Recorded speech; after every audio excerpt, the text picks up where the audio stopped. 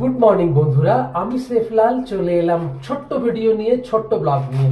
আমার হাতে কি বড় বড় বিস্কুট দেখুন, লজেন্স। আপনাদের মনে হতেই পারে যে আরে এরা তো দুটো বুড়ো বুড়ি থাকে বাড়িতে, কিন্তু এদের হাতে এত বড় বড় বিস্কুট কেন? দেখুন, এই যে এই বড় বড় বিস্কুটগুলো আমরা খাবো, এই যে লজেন্স। না না বন্ধুরা, আসলে এগুলো আমাদের জন্য নয়, সত্যি বুড়ো বুড়িদের জন্য নয়। এইগুলো কাদের জন্য জানেন? যখন আমার এখানে আমার ক্লাউড কিচেনে জোম্যাটো সুইগির সেই ছেলে মেয়েগুলো বা বয়স্ক মানুষ, আমার বয়সী মানুষ যারা, আমারও তো কম বয়স হয়নি, 50 ঊর্ধ্ব মানুষ আমি, ওরা যখন আসে একরাশ ক্লান্তি নিয়ে এসে বলে যে আঙ্কেল অর্ডার হো গিয়া, আমি ওদেরকে একরাশ হাসি হেসে বলি বেটা থোড়া পানি পিওগে।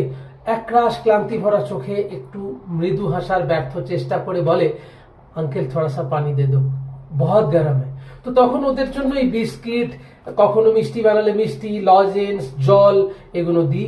ওরা না ওই ক্লান্তি ভরা মুখটার মধ্যেই একগাল হাসি দিয়ে বলে अंकल कोई ना ऐसा करता ही नहीं है हमारे लिए, आप बहुत कम आदमी है कि जी जो हमारे लिए इतना सोचता है। তো যেহেতু আমি ভারতবর্ষের দক্ষিণ প্রান্তে থাকি, তাই ওদের সঙ্গে কথোপকথনটা হিন্দিতে হয় বলে আমি হিন্দিতেই বললাম। কিন্তু আমি একজন খাঁটি বাঙালি, এতে কোনো সন্দেহ নেই।